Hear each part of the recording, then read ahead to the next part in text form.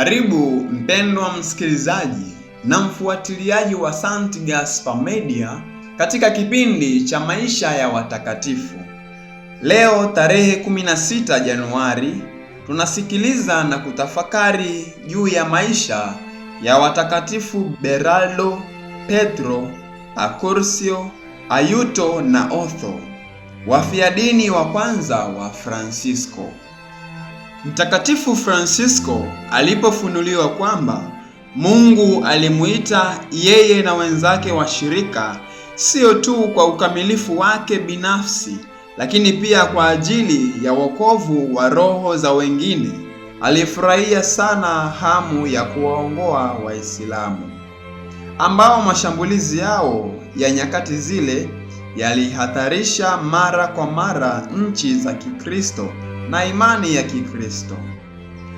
Mwaka 1220, wakati yeye mwenyewe na mwenzake mmoja walisafiri kwenda mashariki ili kukutana na sultani, alituma ndugu 6 kwa Waislamu huko magharibi, yaani Moroko.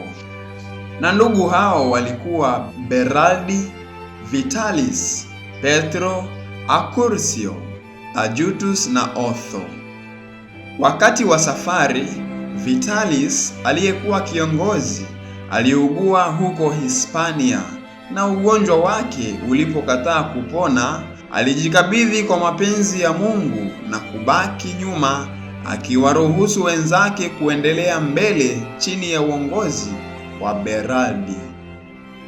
Huko Sevilla, kusini mwa Hispania iliyokaliwa wakati ule na Waislamu, walihubiri bila woga katika msikiti kwamba mafundisho ya Muhammad yalikuwa ya uongo na udanganyifu, na kwamba wokovu unaweza kupatikana katika kumwamini Kristo tu.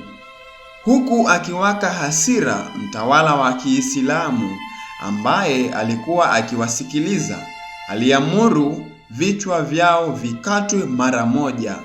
Lakini mwanaye aliyekuwa naye alituliza hasira ya baba yake, na kwa maombi yake ndugu aliruhusiwa kuvuka bahari kuelekea Moroko. Jambo hilo lililingana na matakwa yao, kwani kwa kuwepo kati ya Waarabu walikuwa moja kwa moja kati ya Waislamu.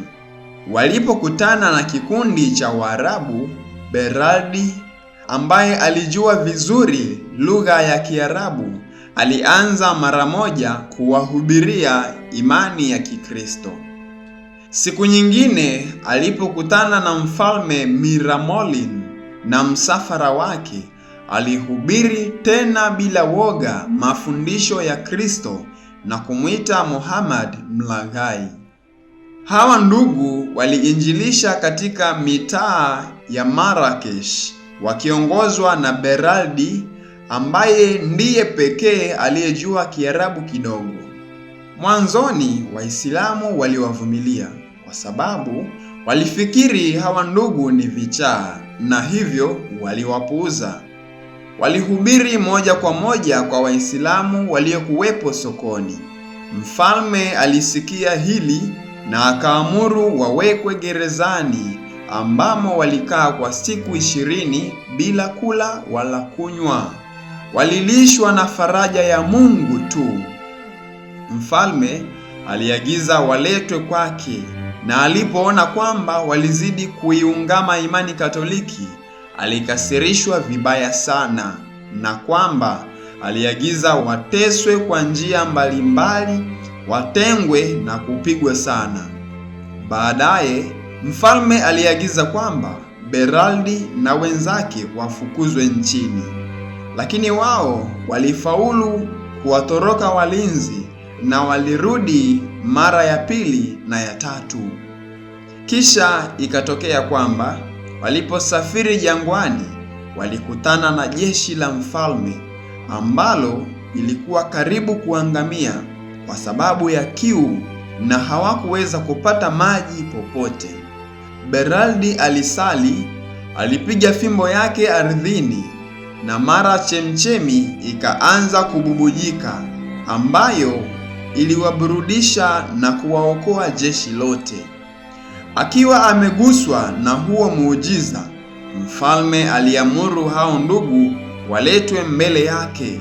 Aliwaahidi utajiri, nyadhifa za heshima kubwa na manufaa yote ya maisha ikiwa wangebaki naye na kuwa Waislamu.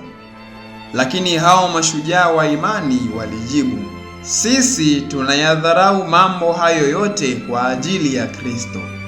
Hapo watesi wao wakatili waliifunga mikono na miguu ya ndugu wale watakatifu, wakawafunga pia kamba shingoni, wakawavuta huko na huko na kuwapiga kwa nguvu kiasi kwamba karibu mifupa yao ingeonekana. Mafuta yaliyochemka na siki vilimwagwa juu ya vidonda vyao. Vyombo vilivyoleta mafuta na siki hiyo vilivunjwa na kutandazwa sakafuni, na ndugu wale watakatifu walitupwa juu yake na kuviringishwa mbele na nyuma.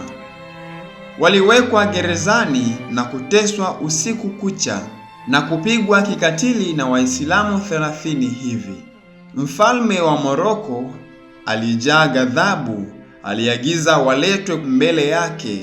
Waliletwa ndani, mikono ikiwa imefungwa nyuma, wakiwa uchi na bila viatu, na watesi wao wakiwa wamerashiwa damu yao kutokana na mapigo yao.